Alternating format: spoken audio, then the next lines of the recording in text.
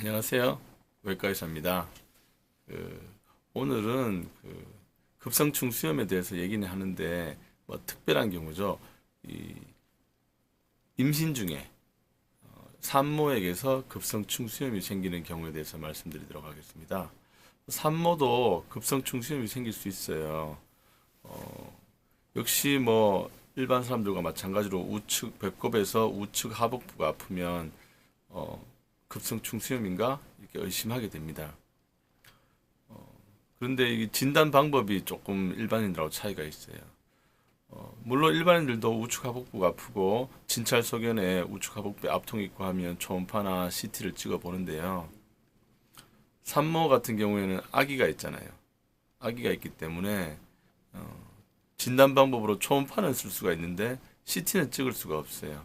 이 방사능에 아기가 태아가 노출되면 안 좋은 영향이 있기 때문에 CT는 찍을 수가 없거든요. 그래서 초음파를 해봅니다. 초음파를 하는데 초음파에서 충수염이라고 진단이 되는 경우도 있어요. 그런데 초음파로 진단이 안 되는 경우도 종종 있습니다.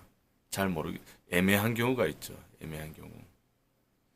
그럴 경우에는 결국엔 안 되면 MRI까지 찍어보거든요. MRI 매우 비싼 검사죠. 그래서 어째 보면은 급성충 수염에서 MRI를 찍게 되면 상당히 뭐 어떤 손익분기점이 맞지 않는 그런 문제가 생기기도 하긴 합니다.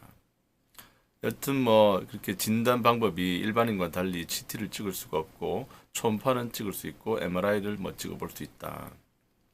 그런데 뭐 역시 애매하거나 하게 되면 좀 결정하기 힘든 경우가 많습니다. 그리고 이게 태아가 있으면서 자궁이 이제 커지기 때문에 이 충수의 위치도 일반인과 다르게 조금 변하거든요. 원래 우측 하복부에 있어야 되는데 임신 기간에 따라서 자꾸 위로 올라가게 됩니다. 뭐 우상복부에 있기도 하거든요. 그래서 그런 것 때문에 외과 의사들이 진단하기에 좀 쉽지 않은 면이 있습니다. 그래서 일단은 뭐 이러저러한 과정을 거쳐서 충수염으로 진단이 되면 뭐 수술을 해야 할 수밖에 없습니다. 왜냐하면 그냥 두면 이 조산을 갖다가 유발하기 때문에 수술은 해야 되거든요. 수술 방법은 전통적으로 개복하는 방법이 있고요. 초음파로 급성 충수염 자리를 갖다가 먼저 마킹을 해두고 그 부위를 절개해서 들어가서 충수염을 충수 절제술을 하면 됩니다. 요즘에는 복강경을 하기도 하거든요.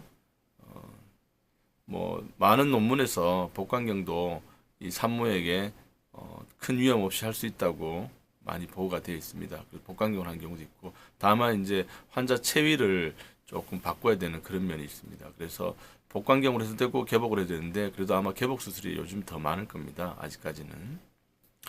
뭐 근데 애매해서 잘 결정이 안 될 때는 결국 관찰할 수밖에 없죠. 또 임신 중이기 때문에 항생제를 마음대로 못 쓰거든요. 특별한 특정한 항생제, 태아에게 영향이 없는 항생제라고 알려진 항생제를 쓰게 됩니다. 쓰면서 어떤 증상이라든지 혈액 검사라든지 진찰 소견을 보면서 경과 관찰하기도 하죠.